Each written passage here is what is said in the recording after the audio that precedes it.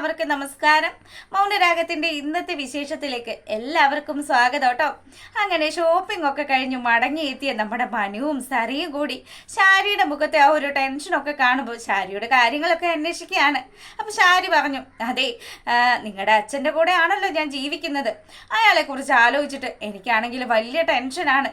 അപ്പോൾ ശരിക്കും പറഞ്ഞാൽ താരയുടെ തലക്കടിച്ച് താരയുടെ ബോധമൊക്കെ പോയി ജീവൻ പോയതുപോലെയാണ് നമ്മുടെ ശാരിക്ക് അനുഭവപ്പെട്ടത്. അതുകൊണ്ട് തന്നെ ആ ഒരു ടെൻഷനിലാണ് ശാരി നിൽക്കുന്നത്. അങ്ങനെ ശാരി തൻ്റെ ടെൻഷൻ മുഴുവനും മകളുടെ അടുത്ത് സംസാരിക്കുകയാണ്. ഈ സമയം സരയുവാണെങ്കിലോ, അമ്മ എന്തിനാ അമ്മ ടെൻഷൻ അടിക്കുന്നത്? ദേ, നമുക്കൊരു വാവ ഉണ്ടായി കഴിഞ്ഞാൽ അടുത്ത സെക്കൻഡിൽ നമ്മൾ വിദേശത്തേക്ക് പോവില്ലേ? പിന്നെ അമ്മ ഇങ്ങനെ ഇരുന്ന് ആലോചിച്ച് വെറുതെ എന്തിനെങ്ങനെ മനസ്സ് വിഷമിപ്പിക്കുന്നത്? അങ്ങനെ ശാരിയെ ആശ്വസിപ്പിച്ചതിന് ശേഷം നമ്മുടെ മനുവും അതുപോലെ തന്നെ സരയും കൂടെ റൂമിലേക്ക് പോവാണ്. അപ്പോഴാടാ നമ്മുടെ മനു ഒരു കാര്യം ആലോചിച്ചത്. ഇവിടുന്ന് ചെന്നിട്ട് വേണം ഇനി നിഷയുടെ വീട്ടുകാർക്കൊക്കെ ഓണക്കോടി എടുക്കാൻ വേണ്ടിയിട്ട്. അങ്ങനെ അവൻ നമ്മുടെ സരയിനോട് പറഞ്ഞു, മോളെ, മനുവേട്ടനെ ഒന്നുകൂടി പുറത്ത് പോയിട്ട് വരാം, മോള് റെസ്റ്റ് എടുത്തോ. അല്ല മനുവേട്ടൻ ഇപ്പോൾ പോയിട്ട് വന്നതല്ലേ ഉള്ളൂ, പിന്നെ ഇനി എന്തിനാ പോകുന്നത്? അതേ മോളെ, കമ്പനിയിൽ മലയാളികളൊക്കെ ഉണ്ടല്ലോ, അവർക്ക് ബോണസും കാര്യങ്ങളും ഒക്കെ കൊടുക്കണ്ടേ, അതിനു വേണ്ടി പോവാണെന്നും പറഞ്ഞിട്ട് നമ്മുടെ മനു അങ്ങനെയുള്ളൊരു കള്ളത്തരവും പറഞ്ഞ് അവിടുന്ന് ഇറങ്ങുകയാണ്. ഈ സമയത്താണെങ്കിൽ കിരൺ നമ്മുടെ കല്യാണിയെ വിളിച്ച് സംസാരിച്ചു. കല്യാണിയോട് വിവരങ്ങളൊക്കെ അന്വേഷിച്ചു. റൂമിലൊക്കെ എത്തി കിരണേട്ട. നല്ല രീതിയിലുള്ള ഫ്ലൈറ്റ് യാത്രയൊക്കെ ആയിരുന്നു, ഒരു പ്രോബ്ലം ഉണ്ടായില്ല. പിന്നതേ, നിനക്ക് അവാർഡ് കിട്ടുന്നത് കാണാൻ വേണ്ടി കാത്തിരിക്കുകയാണ് ഞങ്ങൾ എല്ലാവരും. കല്ലുമോൻ എവിടെയെന്ന് ചോദിക്കുമ്പോൾ അവൻ ഇവിടെ എൻ്റെ ഒപ്പം സേഫായിട്ട് തന്നെ ഉണ്ട്. നിങ്ങൾ രണ്ടുപേരും ഞാൻ ശരിക്കും മിസ് ചെയ്യുന്നുണ്ട് കിരണേട്ട. അതെ, ഞാൻ ശരിക്കും നിന്നെ മിസ് ചെയ്യുന്നുണ്ട് എന്നൊക്കെ പറഞ്ഞിട്ട് കല്യാണിയോട് നല്ല രീതിയിലൊക്കെ കിരൺ സംസാരിച്ചു. ഈ സമയത്താണെങ്കിൽ കിരൺ ഒരു കാര്യം ഇങ്ങനെ ആലോചിച്ചു. അതെ കല്യാണി, നിന്നെ താര ആൻറ്റി വിളിച്ചായിരുന്നോ? ഇല്ല കിരണേട്ടാ.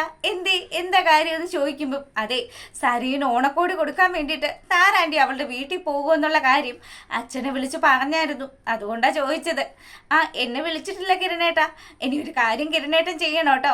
താരാൻറ്റി ഓണക്കോടി കൊണ്ടുവന്നാൽ അത് സരയു വാങ്ങിക്കില്ലല്ലോ, അതുകൊണ്ട് തന്നെ അത് ശാരി ആൻറ്റിയുടെ കയ്യിൽ കൊടുത്തിട്ട് ആ ഓണക്കോടി സരയുവിനെ കൊണ്ട് ഉടുപ്പിക്കുകയൊക്കെ വേണമെന്ന് പറഞ്ഞു. അത് ഞാൻ വേണ്ട രീതിയിൽ തന്നെ കൈകാര്യം ചെയ്യാമെന്നും പറഞ്ഞ് കിരൺ ഫോൺ വെക്കുകയാണ്. അങ്ങനെ കിരൺ നേരെ പോകുന്നത് നമ്മുടെ സരയുവിൻ്റെ വീട്ടിലേക്കാണ്. അപ്പം സരയു ആണ് ഡോറ് തുറക്കുന്നത്. നീ എന്താടാ ഇവിടെ നിന്ന് ചോദിച്ചിട്ട് സരയു നമ്മുടെ കിരണിൻ്റെ നേരെ ദേഷ്യത്തോടു കൂടി വരുമ്പം ശാരിയാണെങ്കിൽ ചങ്കത്ത് കൈയും വെച്ച് പേടിച്ച് വിറച്ച് നിൽക്കുകയാണ്. കിരണിൻ്റെ ആ ഒരു വരവൊക്കെ കാണുമ്പോഴത്തേക്കിനും നമ്മുടെ ശാരിക്ക് ശരിക്കും പേടിയായി. ശാരി ഇങ്ങനെ ആലോചിച്ചു, ദൈവമേ, താരയെ തിരക്കിയുള്ള വരവാണോ? എന്നാൽ പിന്നെ തീർന്നു. താര ജീവനോടെ ഇല്ല എന്നൊക്കെ അറിഞ്ഞു കഴിഞ്ഞാൽ എന്നെ എല്ലാവരും കൂടി വലിച്ചു കീറും. ഈ നിമിഷം തന്നെ എൻ്റെ മോള് സത്യങ്ങളും അറിയും. അങ്ങനെ പേടിച്ച് വിറച്ച് നിൽക്കുമ്പം ഈ താരയെ കുറിച്ച് നമ്മുടെ കിരൺ സരയുടെ അടുത്ത് ചോദിക്കുകയാണ്. താരേ ഇവിടെയല്ല താമസിക്കുന്നത്, പിന്നെ താര എന്ന് പറയുന്ന ആ വൃത്തികെട്ടവള് വന്നു കഴിഞ്ഞാലുണ്ടല്ലോ, അവളെ ഞാൻ ആട്ടി ഇറക്കൂടാന്നും പറഞ്ഞ് കിരണിനോട് ദേഷ്യപ്പെട്ട് സരയു സംസാരിക്കുക. അപ്പോഴത്തേക്കിനും നമ്മുടെ കിരൺ പറഞ്ഞു, സത്യം പറയ്, നീ നിന്റെ അമ്മയൊക്കെ കൂടി ആ പാവത്തിൻ്റെ തല്ലി കൊന്നോന്ന് ചോദിക്കുമ്പം ശാരി ശരിക്കും അങ്ങ് കിടുങ്ങി. ശാരിയാണെങ്കിൽ പേടിച്ച് നിൽക്കുമ്പം, കണ്ടില്ലേ നിന്റെ അമ്മയുടെ മുഖഭാവം? അത് കണ്ടിട്ട് എനിക്ക് നല്ല സംശയമുണ്ട്. സത്യം പറയ്, താരാൻ്റെ ഇവിടെ വന്നോന്ന് ചോദിക്കുമ്പം, ഇല്ല മോനെ, നീ ഇവിടെ വന്നൊരു പ്രശ്നം ഉണ്ടാക്കരുത് എന്നൊക്കെ പറഞ്ഞ് നമ്മുടെ ശാരി കിരണിനോട് സമാധാനപരമായിട്ട് സംസാരിക്കുമ്പം, അമ്മ എന്തിന് ഇവനോട് ഇത്ര സോഫ്റ്റ് ആയിട്ട് സംസാരിക്കുന്നത്? ഇവൻ്റെ അടുത്തൊക്കെ ഇങ്ങനെയല്ല സംസാരിക്കേണ്ടത്. അവൻ ഭാര്യയെ ഡൽഹി പറഞ്ഞ് വിട്ടിട്ട് അയൽവക്കത്തെ വീട്ടിൽ വഴക്കുണ്ടാക്കാൻ വന്നിരിക്കുകയാണ് എന്നൊക്കെ പറഞ്ഞ് നമ്മുടെ സരയു വായി വരുന്നത് മുഴുവനും അവനോട് സംസാരിക്കുകയാണ്. അങ്ങനെ ആ ഒരു സീനിന് ശേഷം നമ്മളെ കാണിക്കുന്നത് നമ്മുടെ മനുവിനെയാണ്. മനു ആണെങ്കിൽ ദേ അടുത്ത ഭാര്യയ്ക്കുള്ള ഓണക്കോടിയൊക്കെ ആയിട്ട് അവളുടെ വീട്ടിലെത്തുകയാണ്. എന്തിനു മോനെ ഇത്രയും കാശൊക്കെ കളഞ്ഞെന്ന് ചോദിച്ച് നിഷയുടെ അച്ഛൻ ഇങ്ങനെ സംസാരിക്കുമ്പം, അതെ, ഇതിപ്പോൾ എനിക്ക് ഇഷ്ടപ്പെട്ടത് മാത്രമേ ഞാൻ സെലക്ട് ചെയ്തിട്ടുള്ളൂ. ഇനി എൻ്റെ നിഷമോൾക്ക് ഇഷ്ടപ്പെട്ടത് നിഷമോളായിട്ട് തന്നെ സെലക്ട് ചെയ്യണമെന്ന് പറഞ്ഞു. അമ്മയാണെങ്കിൽ മരുമകൻ കൊടുത്ത സാരിയൊക്കെ എടുത്തു വെച്ച്, ദേ ഇനി ഈ കൊല്ലം മുഴുവനും ഞാൻ ഈ സാരി ആയിരിക്കും ഉടുക്കുന്നത്. എനിക്ക് ഒരുപാട് ഇഷ്ടപ്പെട്ടു മോനെ, നീ എന്തിനെങ്ങനെ ഇത്രയും കാശൊക്കെ കളഞ്ഞത് എന്നൊക്കെ പറഞ്ഞ് ഇവർ രണ്ടുപേരും നമ്മുടെ മനുവിൻ്റെ അടുത്ത് ഇങ്ങനെ സംസാരിക്കുക. അപ്പം നിഷ പറഞ്ഞു, അതെ, എനിക്ക് കുറേ കാര്യങ്ങളൊക്കെ സംസാരിക്കാനുണ്ട്, നമുക്ക് റൂമിലേക്ക് പോകാമെന്നും പറഞ്ഞ് വലിയ കാര്യത്തിന് ഇവൾ അവനെ പിടിയാൽ റൂമിലേക്ക് കൊണ്ടുപോവാണ്.